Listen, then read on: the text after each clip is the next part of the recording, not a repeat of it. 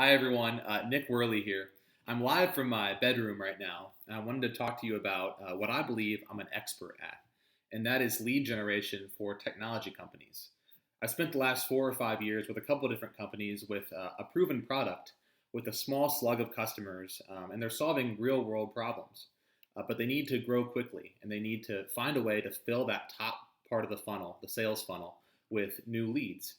So there's a couple things that I've learned in the last couple years that I believe have made me successful, and I wanted to share those insights with you today. So number one has to do with having a high level of activity. This is both in and out of the office. No surprise, the guy that gets there early and leaves late will produce more opportunities than the guy that gets there late and leaves early. Absolutely essential that you come to work and put the time in. You start a lot of conversations.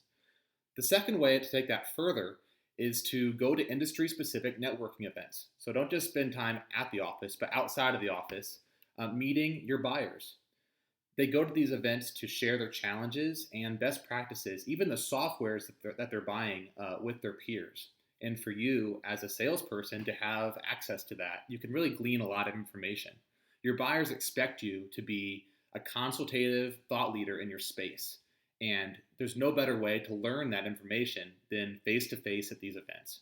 Also, straight up, people buy from people that they like. And when you get to know someone outside of work, they start to like you and trust you. So be a human, not a salesperson. So, number one is having a high level of activity. Number two is making sure that it's the right activity. There's really no reason to make a bunch of calls or send a lot of emails if it's not working, if it's not producing revenue for your company. In some industries, making a lot of calls, pounding the phone makes the most sense. But in technology sales, it's a much more consultative, value add sell. So it's important to, over the course of a couple emails, over the course of a couple calls, be that person and build that value proposition with the right activity. There's no right or wrong way to do it. You have to learn what fits best for you and your process.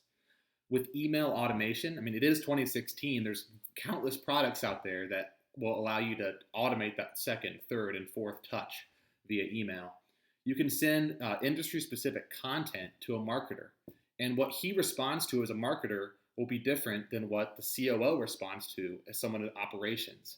So make sure that your content is specific to the industry. And then, second, make sure that it's specific to the individual. A salesperson or a specialist or a manager don't think the same way the CEO does. So make sure that the type of content that you put in those emails that you're speaking about is specific to that individual. Literally, how are they graded at the end of the year? If they think that you as a salesperson and your technology can help them get a promotion, of course they'll take your call. Of course they'll want to buy from you. So just keep that in mind. Industry specific and professional specific, making sure that it's the right activity. The third and probably most important aspect to this of any sales dev professional is focusing on revenue. There's really no reason to create an opportunity if the opportunities that you're creating aren't closing.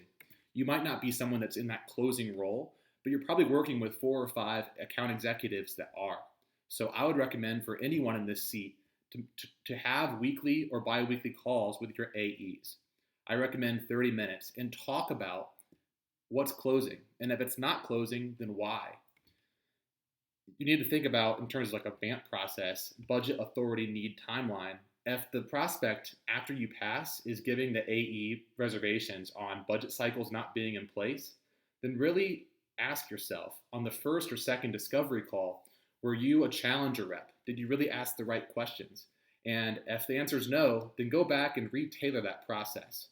Once again, if you have a consistent focus on revenue, literally down to the minute, is this activity that I'm doing a revenue producing activity?